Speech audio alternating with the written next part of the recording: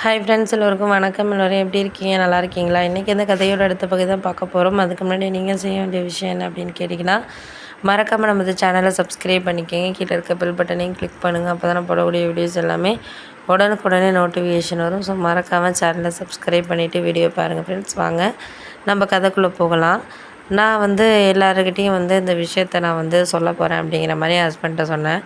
அதுக்கு உடனே நம்ம வீடு வாங்குகிற விஷயத்தையெல்லாம் அவங்கக்கிட்டலாம் அதெல்லாம் சொல்லிகிட்ருக்க, அதெல்லாம் தேவையில்லாத விஷயங்கள், அதை நீ ஏன் புரிஞ்சுக்க மாட்டேங்கிற அப்படின்னோடனே, இல்லை என்னால் உங்களுக்கு தெரியாதுன்னு ஒன்றும் கிடையாது. நான் எல்லா விதத்துலேயும் ஒரு இதாக தான் இருக்கிறேன். ஆனால் போக போக எல்லா விஷயத்துக்கும் இது பண்ணிக்கிட்டு சில விஷயத்த ஒரு சில மாற்றிக்கிறதுக்கான இதுங்கிறது இருக்கணும்ல. அப்படி இருந்தால் மட்டும்தானே எல்லாமே ஹாப்பியாக இருக்கும். அதை விட்டுட்டு நம்மளுக்கான ஒரு இதுங்கிறது நம்மளுக்கு இல்லை அப்படிங்கிறப்போ, அதை நம்ம கொஞ்சம் முயற்சி பண்ணி தானே ஆக வேண்டியதாக இருக்குது அப்படிங்கிற மாதிரி சொன்னோன்னே, அதெல்லாம் உண்மை தான், நான் இல்லைங்கலை. ஆனால் பொதுவாக நம்ம ஒரு விஷயத்த எடுத்துக்கிட்டு பார்த்துக்கணும். எடுத்து பார்த்துக்கிட்டோன்னா அதுக்கு இடையில நம்மளுக்கு ஒரு சில இதை நம்ம முடிஞ்சுக்கிற வரைக்கும் நம்ம முயற்சி பண்ணி இது பண்ண வேண்டியது தான். அதுக்கு அடுத்த நம்மளுக்கு ஒரு சில விஷயங்கள் சரியாக இருக்கிறதுக்கான காரணங்கள் நம்மளுக்கு இல்லைங்கிறப்ப, அதையெல்லாம் நம்ம மனசை நம்ம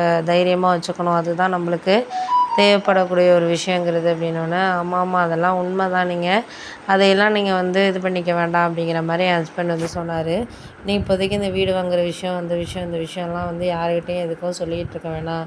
எல்லாம் நடக்கிறபடி நடக்கட்டும். எல்லாம் நல்லபடியாக நடந்ததுக்கப்புறம் நம்ம அடுத்தடுத்தது என்ன பண்ணிக்கிறோமோ அதை நம்ம பண்ணிக்கிட்டு நம்ம அடுத்தடுத்ததை நோக்கி போயிட்டுருக்க வேண்டியது தான் அப்படின்னோடனே, சரி அதெல்லாம் ஓகே தான். நம்மளுக்கு இப்போ இருக்கிற நிலைமைக்கு ஒரு சில விஷயங்களை நம்ம சகஜமாக எடுத்துக்கிறதுக்கு நம்மளுக்கு என்ன இதோ அதை நம்ம பார்த்துக்கிட்டு இது பண்ணிக்க வேண்டியதான். அதுக்கு இடையில நம்மளுக்கு தேவையில்லாத விஷயங்களை நம்ம இது பண்ணிக்கிட்டு மனசை போட்டு இது பண்ணிக்கிட்டு குழப்பறதுனாலையோ இது பண்ணுறதுனாலையோ நம்மளுக்கு ஒன்றும் ஆக போகிறதில்ல. எல்லாம் சரியாகும் அப்படிங்கிற ஒரு நம்பிக்கையில் நம்ம வாழ்க்கையை எடுத்தது ஓட்டிக்க வேண்டியதான் அப்படின்னோடனே, ஆமாம் அதெல்லாம் உண்மை தான். நம்மளுக்கு இப்போ இருக்கிற நிலைமைக்கு எல்லாமே சரியாகும் இல்லைங்கிறத தாண்டி, நம்மளுக்கு எந்த நிலைமைக்குமே எந்த விஷயத்துக்குமே ஒரு சில விஷயங்களை கொஞ்சம் மனசார எடுத்துக்கிட்டு இது பண்ணிக்கிட்டு போயிட்டுருக்க வேண்டியதான். அதை தவிர நம்மளுக்கு இப்போ இருக்கிற இதை நம்ம பேசிக்கிட்டு பண்ணிக்கிட்டு இருந்தோம்னா ஒன்றும் பண்ண முடியாது அப்படின்னோடனே, சரி சரி விடுங்க, அதெல்லாம் நம்ம பார்த்து முடிஞ்ச அளவுக்கு நம்மளால் என்ன செய்ய முடியுதோ அதை நம்ம பார்த்து இது பண்ணிக்குவோம் அப்படின்னோடனே,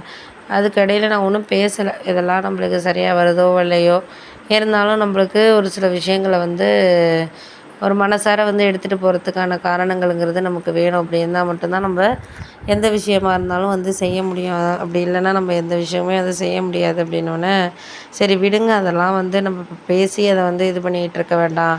போக போக சரியாக வரும். நீங்கள் அதுக்காக கவலைப்பட வேண்டியதில்லை. எல்லாமே கரெக்டான ஒரு வேல நடக்கிறதுக்கான இதுங்கிறது வேணும் அப்படின்னோடனே, சரி சரி விடுங்க விடுங்க, அதெல்லாம் நம்ம பார்த்து இது பண்ணிக்குவோம். இப்போ இதெல்லாம் பேச வேணாங்க அப்படிங்கிற மாதிரி நான் என் ஹஸ்பண்ட்ட சொல்லிவிட்டு நான் வேலைக்கு கிளம்பிட்டேன்.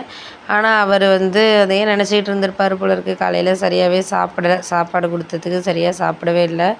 ஒரு மாதிரி இதாகவே இருந்தார். அப்செட்டாக இருந்த மாதிரியே இருந்தார். நான் உடனே கேட்டேன், ஏங்க ஒரு மாதிரி அப்செட்டாக இருக்கிற மாதிரி ஈவினிங் வந்ததுக்கப்புறமும் கேட்டேன், ஏன் ஒழுங்காக சாப்பிடலையா? கொடுத்து விட்ட சாப்பாடெலாம் ஆஃபீஸ்க்கு அப்படியே இருக்குது, என்னாச்சு அப்படின்னோடனே, ஆமாம்மா நான் அது ஒழுங்காக சாப்பிடலை. எனக்கு ஒரு மாதிரி இதாக இருந்துச்சு. அதனால தான் ரொம்ப ஒரு மாதிரி கஷ்டமாக இருந்த மாதிரி இருந்துச்சு. அதனால தான் சாப்பிடல அப்படி இப்படின்னாரு. நான் உடனே, ஏன் இதுக்காக நீங்கள் இதை நினச்சிக்கிட்டு நீங்கள் ஏன் மனசை போட்டு குழப்பிட்டு இருக்கணும்? நடக்கிறது நடக்கட்டும்னு நினச்சிட்டு சாப்பிட வேண்டியது தானே அப்படின்னு சொல்லிட்டு நான் இருந்தேன். அப்படிங்கிற மாதிரி சொன்னார்.